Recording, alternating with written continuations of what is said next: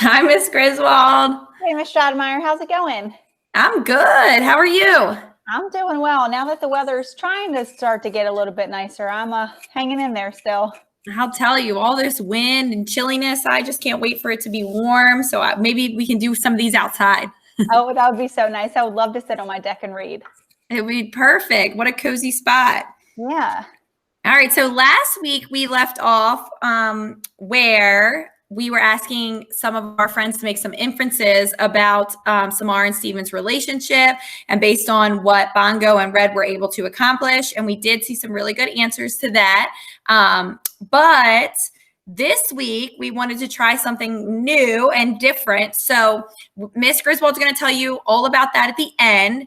But I do want you to remember that it doesn't matter if you're in kindergarten or if you're in fifth grade, when we're reading a narrative text or a fictional text, we have to read closely to really look at what the text is explicitly saying, how to make those logical inferences, how to cite from the text when we're answering questions so that we can really summarize, give the main idea, the central idea, the themes that we've been talking about as we go.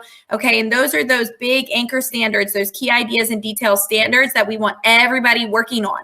So at the end today, we're actually going to focus in some of the questions based on those standards. So we want to make sure that we're practicing those too. All righty, so we're starting with chapter 29. Woohoo! When Stephen eased out the front door, he was wearing red pajamas and a gray sweatshirt. His light brown hair was mused, his eyes bleary.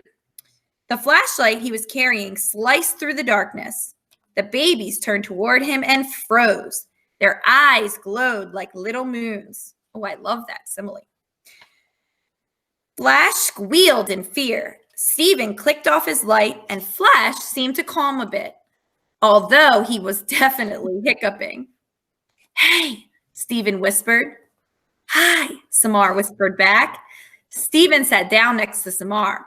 The babies watched with interest. Why did they come to you? Stephen asked. I don't know. It's like magic. No, Samar shook her head. I'm just quiet. They like that. Bongo flew down to Samar's shoulder. Hello, she said to Stephen, mimicking Samar's voice. Wow, he said.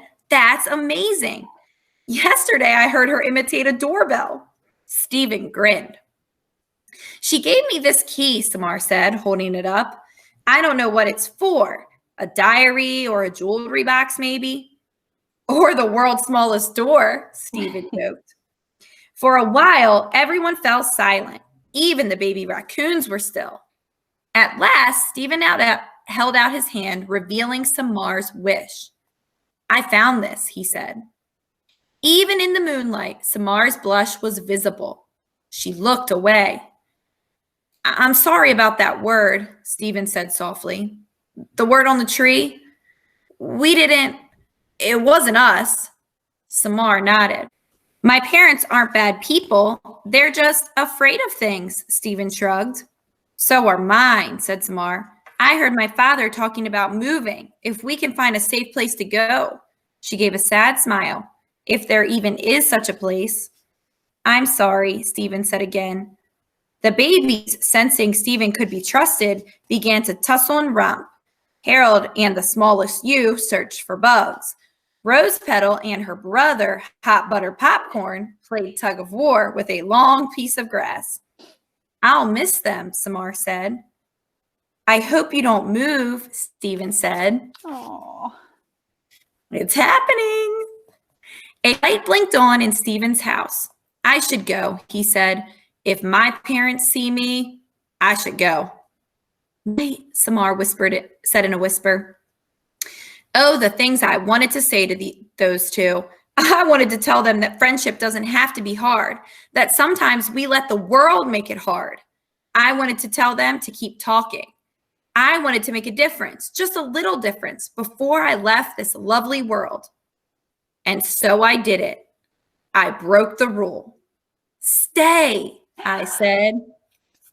Oh my goodness. Red's not supposed to talk. I know. I can't believe he actually broke the rule. Man, look, all this empathy. There's Steven showing empathy. Now there's Red. And what a good lesson that sometimes we let the world make friendship hard. That's so true. It is so true. All right, chapter 30. The animals gaped at me in astonishment. Even the youngest babies knew about the don't talk to people rule. Bongo darted to my top branch. Red, she cried in a strangled whisper. You can't. Oh, but I can, I said. What have I got to lose? But as I was saying, I returned my attention to Stephen and Samar. They were staring at me, jaws dropped, eyes wide, as frozen as Flash had been not long ago. We're dreaming, Stephen murmured, right? At the same time, Samar asked, is that possible? Pinch me, Stephen said. Samar complied. Definitely felt that, Stephen reported. Maybe it was a dream pinch, Samar suggested. Excuse me, I interrupted. I have 216 rings worth of wisdom to convey, and not much time. Stephen reached for Samar's hand. If it's a dream, he said, at least it's a cool one. And so I began. How cool is it now that they're just starting to talk and he's saying, now he's like reaching out for her hand and now they get to go through this like once in a lifetime experience together. So awesome. All right, chapter 31. I haven't always been a wish tree. It happened in 1848, long before I was surrounded by concrete and cars, when I was just a few decades old, still a youngster by Red Oak standards. No longer a lanky sapling, I was solid and strong, but not anchored to the earth the way I am now. This was a time, like many other times, when hungry, desperate people sailed on crowded boats to settle here. Many of them ended up, as they always seem to, in my neighborhood. The blue and green houses were brown then, and filled to overflowing with new arrivals. Sometimes the newcomers were welcomed, sometimes they weren't. But they still came, hoping and wishing, as people always do. One of our new residents was a young Irish girl named Maeve. She'd voyaged across the Atlantic with her 19-year-old brother, who died of dysentery during the trip. Their mother had passed away shortly after Maeve was born, their father when the children were 9 and 12. Maeve was solid and plain, but when she smiled, it was like sunshine peeking through the clouds. She had a deep laugh, and her hair was as brilliantly red as my finest autumn attire.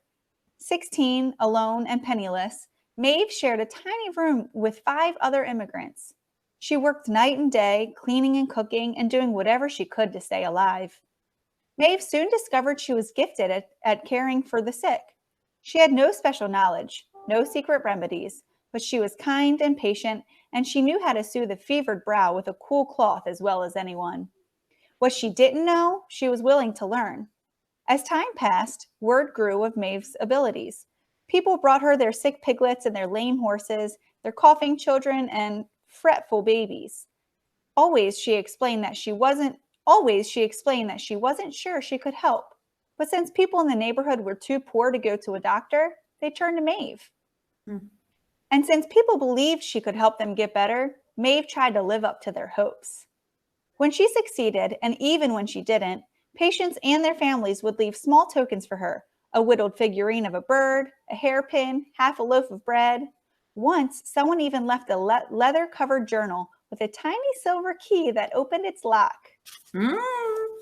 When Maeve was out tending to someone who was sick, people took to leaving their thank yous in my lowest hollow. It was still a fresh wound, just a couple of seasons mended. But because it faced the house where Maeve roomed and not the street, it was a safe place to leave a token of gratitude. That's when I realized that hollows can be a good thing for people, not just for birds and animals. Little did I know just how good. Wow, filling us in. I know. Chapter 32. The years passed, and Maeve became as connected to the neighborhood as I was, even as newcomers from other lands added their music and food and language to our little part of the world. No matter where people were from, Maeve cared for them as best she could. She sounds like a good person. What a great lesson, too. Absolutely. I grew tougher, my older limbs less pliable, my shadow longer. More trees and shrubs joined me, but there was plenty of sun for all of us, and we never wanted for water. I'd hosted many families by then, mice and chipmunks in particular. My closest confidant was a young gray squirrel named Squibbles. All squirrels' names begins with the letters S-Q-U. Squibbles was especially fond of Maeve, who often fed the little squirrel table scraps. Privately, Squibbles and I worried about Maeve. Along the way, Maeve had seen a suitor or two, but nothing much came of those flirtations. She had friends aplenty and work to do from dusk till dawn. Still, she seemed lonely. Sometimes Maeve would sit on the porch steps, watching happy families stroll past, and her eyes would well up with tears. At night, she'd gaze out an open upstairs window, and her sighs would float to us on the breeze, melancholy as the call of a mourning dove. Often, Maeve would sit at the base of my trunk and write in her journal. Now and then, she'd read passages aloud. She spoke about the Irish countryside fading into fog. She spoke about her family she'd lost. She spoke about her secret hopes and fears and longings. She had love to give and no one to give it to. Maeve adored early mornings when the world was bathed in mist and the sun was still a promise. She would lean against my trunk and close her eyes and hum a tune from her childhood. One day, the 1st of May, Maeve joined me at dawn. To my surprise, she reached up to my lowest bough and gently tied a scrap of blue striped fabric in a careful knot. "I wish," she whispered, "for someone to love with all my heart." That was my first wish and the beginning of many more. Woo! Oh my goodness.